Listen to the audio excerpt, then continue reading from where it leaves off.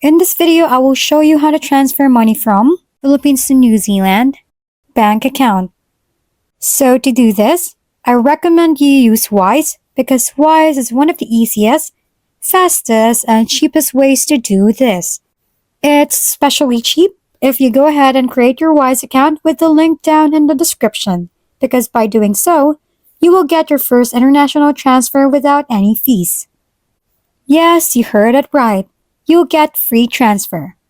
No hidden fees, no catch. It's that simple. Just click the link to sign up or log in, and you're all set to enjoy this exclusive offer. After creating an account using the link below, you can see this interface. Now click on Send. In here, where it says You Send, select your currency. Meanwhile, in here, where it says Recipient Gets, select the recipient's currency. Then pick how much you would like to send in terms of your currency. So for this one, I'll select this. Then here, you see my fee and the specific transfer.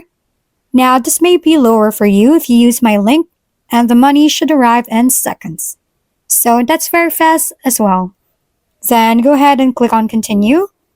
Now choose if you are sending to yourself or someone else. I will pick someone else. Now here, enter their email and select if you know their bank details. If you do, just go and fill in those bank details right here.